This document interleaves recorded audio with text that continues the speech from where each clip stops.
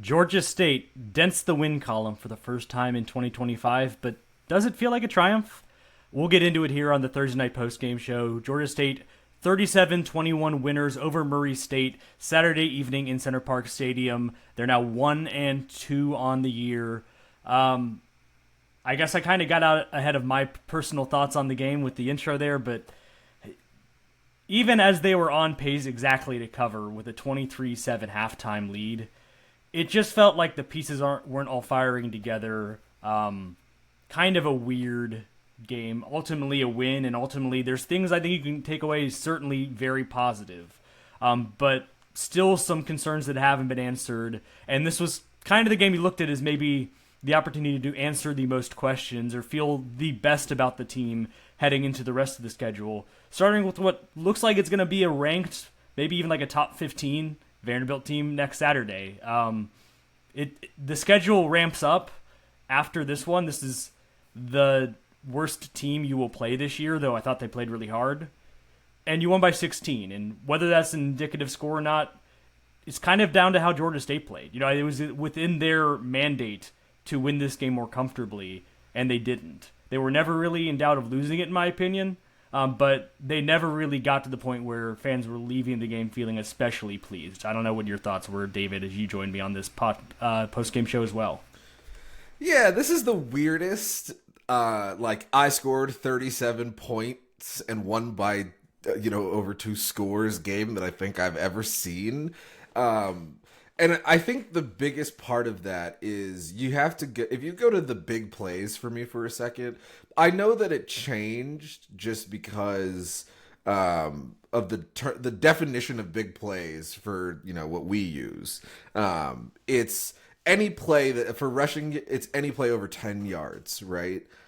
Outside of that Branson Robinson run, which was electric, it was awesome. They didn't really run the ball all that well from a big play perspective. It was just, they did their job. You know what I mean?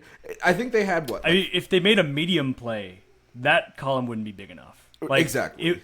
It was not, like we talked about it in the run-up to this game, like Murray State had given up a lot of yards on the ground, and so you were hoping they were going to have a lot of success. And if you take out the Branson Robinson run, it was 119 rushing yards on the night, 3.8 yards per carry. And, I would expect many, many teams that Murray State faces, including Jacksonville State next week, because they double up on the FCS or the FBS games, are going to put up a big number there. And so, yes, in a vacuum, 166 yards, 5.2 yards carry, that'd be a good game, but it's worse than you did against Ole Miss, who's an SEC defense.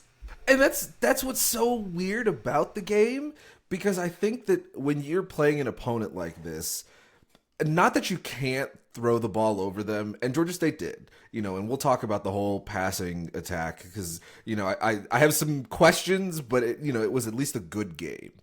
It just never felt like they leaned on any sort of physical advantage against Murray State, and I think that's where the vibes of this game kind of stem for me, because I really felt like Murray State honestly made Georgia State earn it a little bit more than I was expecting. And I think that is specifically true on the defensive side of the ball. I don't know that. I think outside of the first drive that Murray State had, the first 2 drives, it never really felt like they were actually, pushing Georgia State's defense around. But it did feel like Georgia State's defense was being forced to still make plays, if that makes sense, instead of just being like, okay, we're bigger, faster, stronger, better. And I don't know if that's we're not bigger, faster, stronger, or if that's we're kind of relaxing a little bit because we know, what this opponent is. But, kind of to something that you said offline when we talked about this, I don't really have as many questions about the defense or concerns. I just don't think that they had like a shutout worthy performance, if that makes sense, which is fine. Like I don't say that to rag on them. I just, it just is what it is.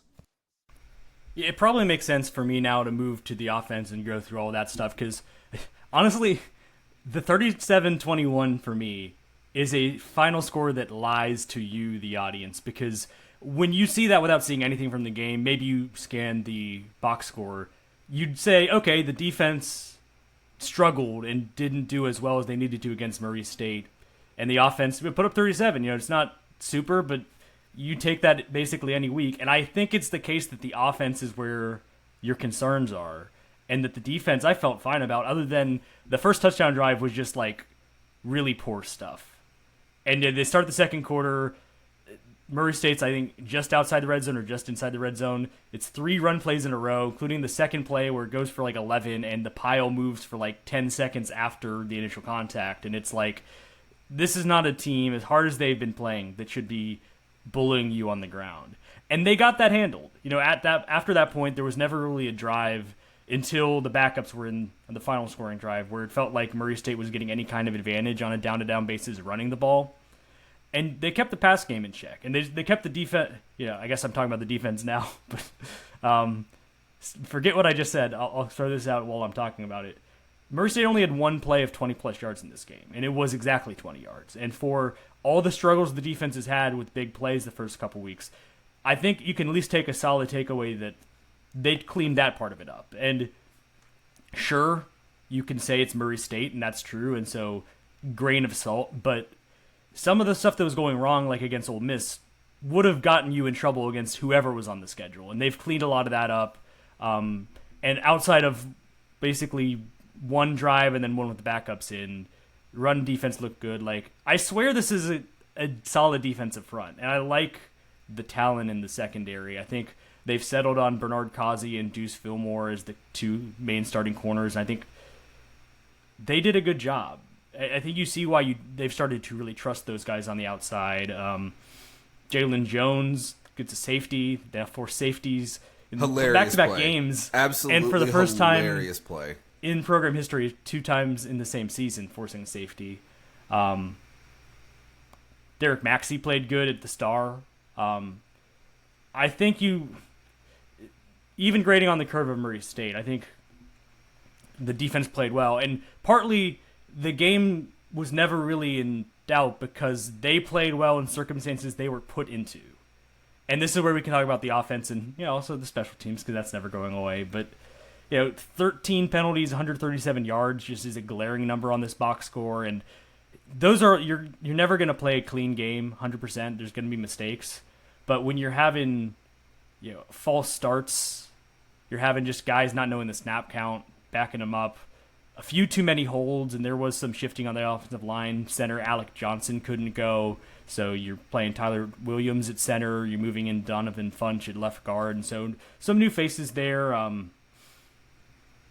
Interior line still maybe is your concern with the run game, kind of an all-encompassing thing there. But it's 14-0. The offense looked good. Each of the quarterbacks had a scoring drive. You're forced 3 and outs for Murray State. It feels like you're we can feel how the game's supposed to go, and it's following the script it's supposed to. And then there's a 15-yard penalty on the extra point, or on Murray State's touchdown. Like, they go on that drive I just laid out, it's 14-7, and there's a personal foul that gets tacked on the kickoff. Murray State does a squib kick that just gets botched. After the game, Delmy talked about it.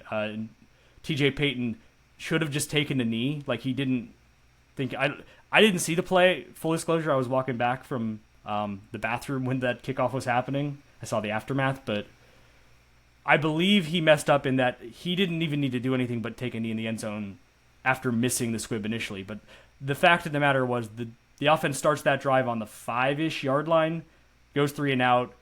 It's a very low hang time kick that gets returned all the way to the Georgia State 29. And so Murray State is in primo condition to tie the game. This is the one spot where it was a little bit iffy.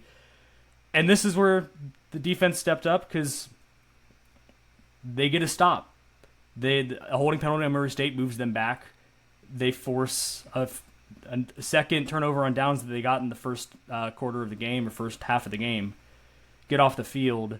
They later get thrown into the fire because, again, there's a muff punt on the first punt of the second half when you're up 23-7. They force a missed field goal. So they managed to overcome the offense and special teams mistakes But those were still there, and those are still concerning. But that's why I think I give the defense credit in this segment that I led off saying I was going to talk about every other part of the team, but I ended up talking about mostly the defense. But if you're looking at the story of the game and why it ended up still being a fairly comfortable Georgia State win, at least in margin, it's because the defense did their job when they were put into some pretty impossible situations. And that's not to mention, if you get backed up on your own goal line against this defense, they're going to make plays. We've seen that back-to-back weeks now. Back-to-back safeties. The second time, when they're backed up because of another interception, force a fumble recovered at the 4-yard line. Offense gets the best field position they could basically ask for. We'll see going forward how much of this is continued to be projectable against other FBS opponents, but you can't really fault 3.9 yards of play. There's 2 credited sacks on this stat sheet, but I'm pretty sure those are both on quarterback runs. They were just TFL, so no sacks and 6 hurries. I think you'd want to have had more of an impact there, and obviously want to force them more turnovers. But they got the ball out quickly. It was more. There was no sacks that because of the scheme that Murray State was running. Than Georgia State. Georgia State was in the backfield. This wasn't a game where they were just getting pushed around by an offensive line. To the point you were making, they didn't really ever put Murray State's offense under strain. They just didn't let things beat them, which we've seen this defense be more aggressive. I don't think they dialed up all that many exotic looks in this game. I think they were trying to just keep everything in front of them, and that worked. They're probably going to have to rely on more of that going forward because when they weren't doing it, they weren't getting to this quarterback against this offensive line. You're going to face some more. You're going to face some better units as far as that goes the rest of the season. But with the offense, now that I will let us talk about the offense and not pivot from it after teasing it. It's a weird one because you look at the numbers for the passing game. Overall, 21 of 30, 288 yards, 4 touchdowns, the 2 interceptions, though. I don't really put either of those fully on TJ Finley. But what I put on and what my concern is I thought that the offense was looking for those shots way too much. Way too much. I will put I feel like I'll put the throws on him. The first one, not the second one. The second one was tipped at the line, so whatever. But the first one, if he throws it sooner, it hits, and if he throws it better, it hits. So I'll put the bad throw, but he kept forcing them. It felt like it was also a 50-50 ball to Javon Robinson, very good. We've seen in just 3 games the impact he's able to have. I feel like you want that play to work if he has got 5 yards on a guy, because if it becomes a jump ball, I think the other guy outsized him, and so that is part of why he might have won that. But it's the short and medium passing game was working pretty well, and neither quarterback was really trying to force it into tight windows. There were options there. I just don't think you needed to look for the home run ball, and so you throw that one, and it was very clear from the design of the play. It was immediately TJ Finley rushes to his right and then looks back to his left. It was a misdirection. They're trying to catch them, following the QB, and I guess probably have no one pick up Javon Robinson running across the middle of the field. It didn't work. The one part of it you put on Finley is maybe you look for a check down or throw it away if it's not there. Maybe you don't force the throw, but I didn't think the throw was all that bad. He had a chance to make a play on it. I just question the decision, and it's really that you wanted to use this game to learn more about the offense. The running game wasn't good enough, but I think you had more opportunities to force the issue and do it more. I mean, you ended up out rushing 32 run plays, 30 pass plays, but I think that balance is a little bit out of whack. And I know that the passing game was efficient, effective. Outside the 2 turnovers, not a whole lot you can turn your nose at, but you could have done that in this game no matter what. This wasn't just about we need to win this game, because that was almost supposed to be a given. You're trying to see what you can learn in this game that you can put forward for the rest of the season. And we haven't even mentioned his name yet. Ted Hurst, great game. Saw every bit of why we think he's one of the best players in the G5. 10 catches, 172 yards, 2 touchdowns. But even as good as he is, you're not going to get that game in, game out. You need to see some more dimensions to the offense, and you need to try and make more happen. And so it felt like they were forced they chose, I won't even say they forced, they chose to hit the Ted Hurst easy button a few too many times for my liking in a game when you wanted to learn a lot more about the offense as a whole. Like, you still celebrate the performance because, I mean, Ted's great, and it's not just the deep throws now. He's getting yak. There was the goal line fade on the first touchdown that he brings in. You're seeing him develop and become more of a across-the-board type of playmaker, but he made up 60% of your production in the passing game, and it's like, yeah, you could do that in this game, but what did you learn from that? Other than Ted Hurst is great, which you already knew. And I think the way that he made up all of that in the passing game was that when they tried to hit the buttons to everybody else, it didn't really land. And I think that's what was so concerning. You know, they had the play to Camden, Overton Howard over the middle, and like that was good. But then he only had one other catch in the entire game, you know, and that kind of is just a microcosm of what I mean. Like, it never seemed like they were trying to get other guys involved. They just got other guys involved because you can't literally throw it 30 times to Ted Hurst, you know, and I struggle with coming down too hard on the game plan because I don't even think that they were trying to do as well throwing to Ted Hurst. I think Ted Hurst just kind of got the ball in space, and like you said with the yak, he just kind of wouldn't really be denied. You know, there were several plays. I mean, there were like a couple of those, the 52-yard reception that was on, like, I think 32 of it was on after the catch. Exactly. There's just so much space in front of him. He made guys miss. There's another one when he converted the 2nd and 20 for 37 yards, I think, into the red zone. There was not a guy within 15 feet of him in the middle of the field. Like, he was just wide open. So it's like, you get it. Exactly. And I don't think it was like, we're going to feed Ted Hurst. I think some of the times it was like, he is just open because he's winning against these Murray State defenders. But when the play is what it is and you're looking at those, I don't know. It felt like it was designed about like, all right, we need to lean on Ted, like, because we need to win this game. And you don't want to futz around too much because then that's how you're in a dogfight with Murray State. Like, so it made sense that you just kind of take the plays as they come. But we still have some questions about the running game that didn't get answered. And I feel like dictated by looks, some of it. Murray State was not letting them run the ball easily. But if you can't get obvious running situations, turn them into successes against this team, that's going to be a struggle the rest of the season. And I feel like there were more chances to just try and make that happen.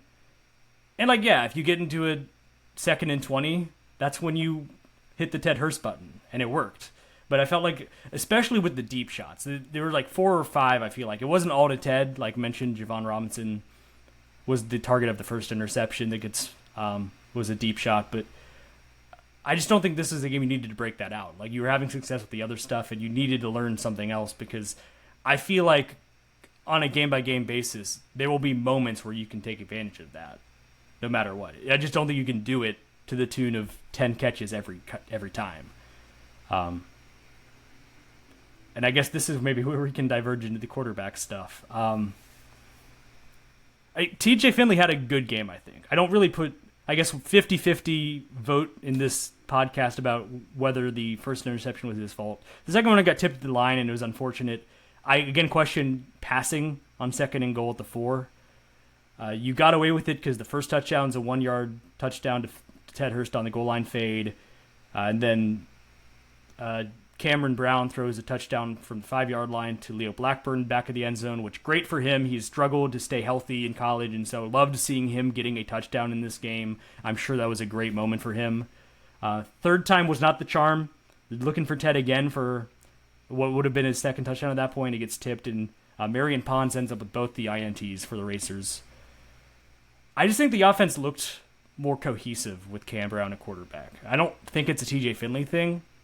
I just think you look at the numbers, you're not going to bank on 82% completion percentage every time from Cam Brown if he starts getting a lot more of the snaps, but he doesn't really put the ball in harm's way. He has the mobility that helps you. He can move to his right or his left and make some throws. And I don't think it's a total coincidence that the running game was as good as it was all night, which wasn't good enough most of the time when he was in the game. Like, I think he adds that extra number that teams have to worry about that they're just not factoring in with Finley. They ran a design run, like a zone read something with Finley in this game, and he was at a loss of 2. I think it ended a drive. I think it was on a 3rd down. And it's like, you're going to see probably more of the deep shots when Finley's in the game. And so if you're looking for that dimension, he maybe is your guy for some of that. Like, it's not that he doesn't offer anything, but I just think looking at their last 2 games, it's unfair to just say, like, Cam Brown is not going to do this all the time. Like, he's going to have low points if he became the starter. But I think you kind of got to let it ride with him because I think it adds more flow to the offense. And just also facing facts, he could be here next year and the year after. Like, you can build some continuity at quarterback and kind of like an a la Darren Granger thing where you look up and the guy's been the starter for 3 years. You can project that with Cameron Brown, and you just can't by eligibility purposes with TJ Finley. And so, for me, it's almost like, I don't know if it's even a tie, but if it's a tie goes to the younger guy who you can get a lot of experience going forward. I'll put it this way. I understand why next Saturday at 6:30 p.m., 7:30 p.m., TJ Finley will be under center. I understand that. The week after, when James Madison is in Atlanta, or whenever that is, in October, 2 weeks that after. happens, 2 weeks after, because you got your bye, so that's almost further to your point. More time to build up to it. I don't really see how that's not Cameron Brown. And I don't say that because I've seen anything really that bad in TJ Finley. Like, I don't think TJ had a bad game. I'm not going to sit here and tell you, because the second drive when they were moving the ball, they had first the big touchdown drive. Yeah, they had the big run. Even after that, they had the nice run. Like, Finley wasn't bad.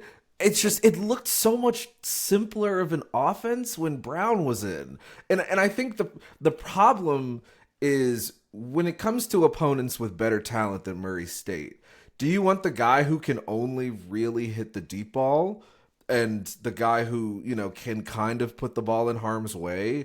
Or do you want the guy who kind of takes care of the ball a little bit better, offers you, that extra dimension with his legs to help out a rushing attack that, frankly, I'm not going to tell you that I have concerns about the rushing attack. It just has not been what I've expected. Because there's been great moments, but there's also been some, well, you should probably average more than almost 4 yards a carry against the Murray State outside of the one big run. I just think Brown has, and I don't even know what it is, to be clear, because like we said after the Ole Miss game, like, I mean, the hand of God, we did not. I throw that out. It was they sandbagged. They were not going to push it downfield. They were just taking their loss and going home, not showing anything, all of that. So, but I guess the one thing you can take from that game is he was really efficient, and that has remained in the last 2 games. He hasn't been missing a lot of passes. And that, I think, is the crazy part, is because at no point in any time that he's been in has I had like accuracy questions, or has he really struggled? He hasn't hit every single pass, but he's been incredibly efficient. He has still been able to move the ball downfield, and I think he's still been able to make good decisions and hit the throws that I would want him to hit. And to your continuity point, I think there's real value in just saying, hey man, we've got Finley here, but at some point, we kind of want to see what this guy can do and kind of can grow into. So we're just going to let Brown be the guy from, snap one. I really don't think that's a bad thing for Georgia State to do, because if Finley was playing at the level that Brown was, one, I think this game probably isn't only a 30. Well, call it 35 because the safety, but I think Georgia State scores at least twice more if Finley was playing as well as in the Brown game. was. They should have scored once more because of the pick right at the goal line. So yes, that was one. If you give that touchdown and you don't give up the one right at the end with the backups, that would make it 44-13. You'd be under the number by like a point, but it would be like this is played out exactly how we thought it would. And I don't know that you'd still have the penalties and stuff that you need to clean up, but I think you'd leave feeling a little bit more comfortable. Yeah, that's 2 plays that you flip to get that, that like level you don't of have to do a result. lot of work there. Like I think beyond that, there were other opportunities. The first drive for the offense, they just was a mess. Pre-snap penalties started on the first drive, and nothing looked in sync, which is very discouraging for what's supposed to be your scripted plays and like the stuff you've worked on the most leading up to the game. But they got it worked out the next drive going forward, and then they brought Cam Brown in, and I don't know necessarily what the thought process is on how they're making these. I will say I think they made the call to go to Brown in the second half exactly when I would have. And, credit to them for that. I think it was I was saying, like, I think you got to go to Brown here in the press box. And then as they're getting ready for that next drive during the timeout, I see him in the middle of the huddle with his helmet on and Finley on the outside. And it's like, okay, so they're doing that. That's good. And like, the big plays were obviously exciting. Seeing what THERSday can do again is always a nice. He's a really good college football player. And it's fun to see good college football players meet their potential in games. But the part of the game that left me most encouraged for the offense was the end, the final 2 scoring drives that Cam Brown led, because they were like marches. It was both 10 play drives. They hit some resistance. I think the last one they had to go to a 4th and 1 inside the 10 and had to convert it, but it was important that they won one of those, frankly, and they did. Rashad Amos picks up 4 yards. Later they get the Camden Overton Howard touchdown, which, again, I'm not saying they should never pass the ball. They've clearly got talented playmakers there, and I think the way the run game can play into the pass, like you saw it on that touchdown. Murray State was selling out against the run up on the goal line, and he just kind of dunks it over the top to Camden in the flat, and it's a touchdown. Easy throw, easy catch, touchdown. Like, you saw the way that the two sides of the ball can complement each other better when Cam Brown was in the game. You saw the run game look as good as it did when he was in the game down the stretch. And I think all of that is more projectable if you can clean up. The interior offensive line's got to perform better. Maybe with getting Alec Johnson back down the road, have to ask about the situation there, how long-term it is. But maybe that helps you get some continuity there. But that was already kind of the problem spot after the Memphis game, so it's starting to be a more capital W worry with this team, and just like how good are they going to be at Garden Center. And, that leading to the output you got against Murray State is not making you feel any better right now. If Cam Brown was the one throwing the picks, it'd feel like it would be more of a 50-50 call. But given he is not only the one offering you more of a diverse offense in general, but is also not the one putting the ball anywhere near the defenders right now, it just feels like we know what's got to happen. And like you say, I expect TJ Finley to keep playing. I'm curious to see how the division of snaps goes, because of the way this game ended, Cameron Brown outsnapped him 33-31. So if we're seeing a changing of the guard kind of happen in slow-mo, and as we get towards conference play and it starts to happen in a more pronounced way, I think that probably is the correct call, and we'll just have to see how that goes. But if you're looking slightly more macro, this team won by 16 against Murray State.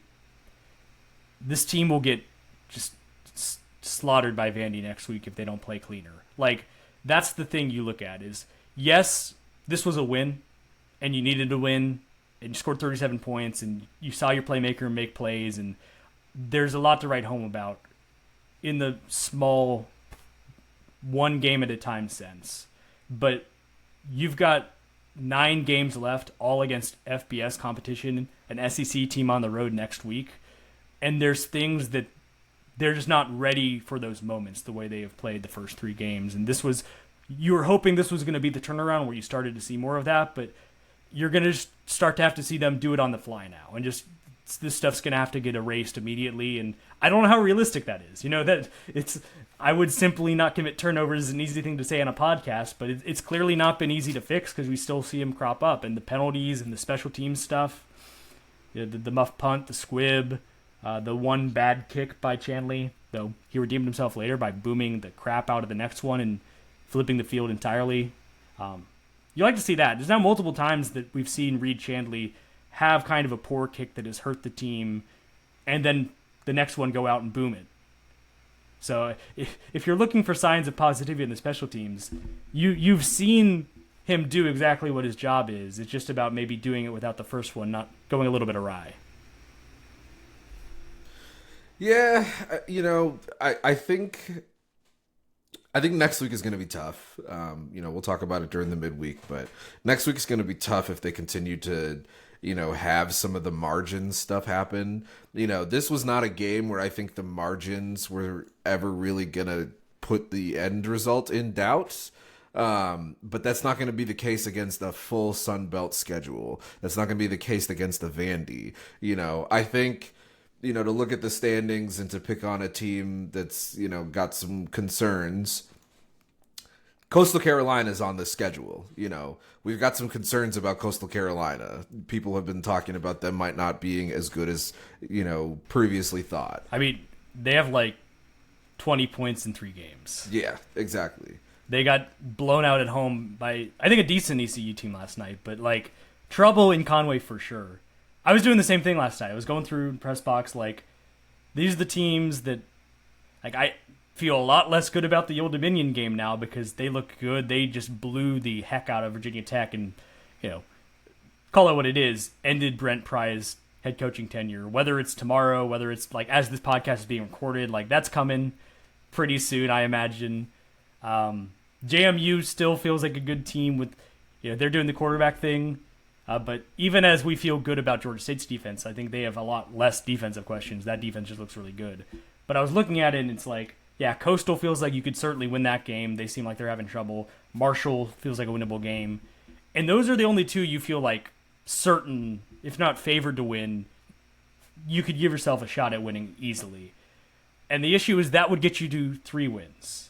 If you don't win any other games on the schedule, you would be exactly where you were last year. And so this team's got to start showing something to show that they're capable of winning some of these more toss-up-y games, or even games where they are not going to be favored. They're not going to be given much of a chance to win. And look, the thing that I think brings us back to college football, and just maybe football in general, just because getting reps helps, is you see teams get better over the course of the season. And some of the best coaches out there are the ones who can get a team to be playing better in Game 12 than they were in Game 1. Don't know if we're going to see that with Del McGee as head coach. Still, the jury is out on his ability to make that happen because obviously last year they start 2-1 and end up 3-9, so it was certainly not the case in 2024 that the team was able to do that. But it is not out of my capacity to believe that that could happen with this team. But we're going to have to start seeing pretty drastic shifts in some of the areas of the game to believe that that's going to happen. And you're in for it. The first 2 games was brutal, but the next 2 are going to be really tough as well because you're going to Vandy, then you host JMU, and just curious to see. I mean, given the playbook they played with Ole Miss, wouldn't be shocked if they run something similar against Vandy. And like next week on this pod, we're talking about like, well, they showed absolutely nothing and they just basically packed it in. And I wouldn't be encouraged by that because I don't think that that's the attitude they need to give off.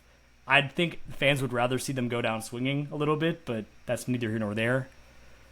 But I don't know what game it is that will teach us whether for sure this team is going to learn those lessons or not, but I think there's a lot of hope they would be this one, and I don't think that was the case. You take the win, you take some of the positives from what they were able to do, but I don't think this was ultimately the game that Georgia State was hoping for, even with a 16-point victory. The fact that you were exactly half of the spread when all was said and done, you were well off covering it, kind of paints the picture of how the game went. And the one thing I'm curious about, just as in a final aside, is for the final drive, Del McGee puts in the backups on the defense. There's some penalties, there's some sloppy play, they give it the touchdown, and he mentioned after the game of like, this isn't Little League, we can't just put people in the game just because it's what you do. And like, he seemed under the surface pretty annoyed at the last touchdown drive. And I'm curious going forward. I mean, I don't know how many games they have the opportunity late in games, whether they're getting blown out or doing the blowing out, but might see a different personnel set there. I think maybe if he had a do-over, he might have just left the starters in to prove a point and to make sure the score stayed where it is, because that was obviously kind of the disappointing capper, but maybe the fitting capper on this game, because they would have liked 37-13 as the final score more, but maybe the way everything played out and the balance of things, 37-21 was the fair result. Yeah, I mean, well said. They're going to need to clean up a lot, and I wish that this game kind of told you more about what we have not seen this 2025 Georgia State team fire on all cylinders. Maybe for a couple of quarters we've seen it. Maybe even in those good quarters, there's been stuff that you want back. But at some point, if they're going to, get into bowl eligibility and surprise some of the teams that, they're going to have to surprise, guys are just going to have to start firing on all cylinders for the entirety of a game, and we haven't seen that yet. So don't know that this upcoming week is going to be the best opportunity for that, but, after that is when it really is going to have to start consistently being there. Well, thanks again for tuning in to the Thursday Night Post-Game Show. We will have probably a few more notes on this game on the main pod this week as we go back and look at it again, keep digging into the stats, but also going to be full steam ahead for the team and for the podcast to the game at Vanderbilt next Saturday night. So thank you for watching the Thursday Night Post Game Show, or listening if this is on wherever you get your podcasts, and we will catch you next time.